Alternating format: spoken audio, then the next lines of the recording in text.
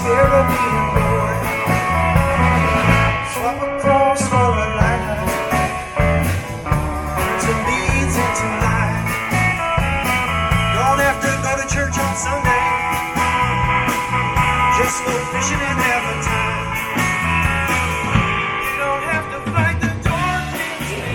We are here today to talk about healthcare. Actually, more accurately, we are here today to talk about the lack of meaningful healthcare in the United States, the richest country in the world. It would be hard to design a system that is worse for delivering healthcare than what we have right now. The ongoing pandemic has put into stark relief the failures of our healthcare system. It has killed more than 1 million people in this country, all while pharma execs and private insurance companies rake in the cash. It's estimated that over 300,000 people who died from the pandemic could have been saved if we had universal healthcare coverage. You have 3% overhead with Medicare, whereas private health insurance companies are more like 25% overhead. You talk to primary care doctors, and the number one burden on their system is paperwork. I spend hours of my week fighting private healthcare insurance companies just to cover the medications that my patients deserve. But again, healthcare is a human right. Public unions everywhere realize that. And imagine we spend on a contract called collective bargaining agreements. We spend up to 50% of the time working on healthcare issues.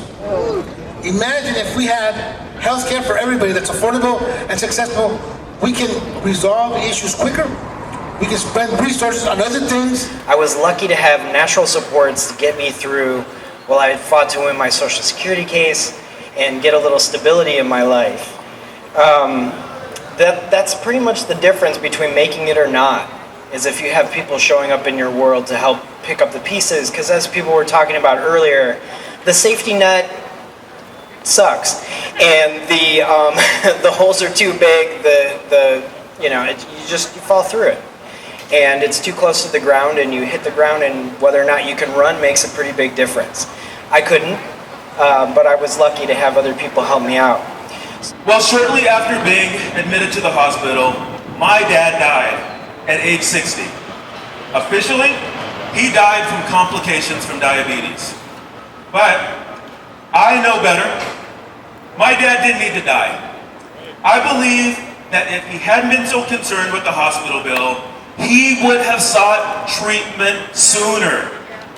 And we know that treatment earlier in disease process is much more cost-effective care. If we had Medicare for all, I know my dad would be an alive 64-year-old walking around today with his grandchildren and his children. I am so honored to be out here fighting for universal health care with all of you today. Medicare for all is vital for all working, poor, and oppressed people, but I want to take a moment to explain why it's important to me. I'm on my parents' health insurance because I'm a student and I can't afford hundreds of dollars a month for insurance premiums. I am also trans and not out to my parents, meaning that if I ever wanted to pursue gender-affirming healthcare, even with insurance, I couldn't do so with the privacy and dignity that I deserve. Many more trans people don't have health insurance at all, a fact which is partially to blame for the sky-high suicide rates amongst trans people.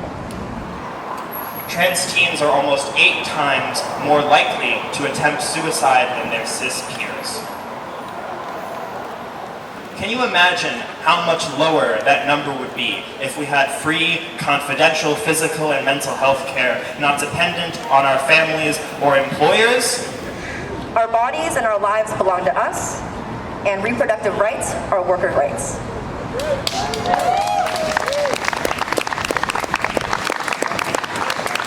If we cannot decide what happens to us in our bodies, in our lives, and on the job, then what are we living for? I live for the fight as long as there is one, and as long as there are forces working to oppress you and me, because an injury to you is an injury to me. And I want you all to stay dangerous, but also stay safe, and don't ever forget your power. Thank you.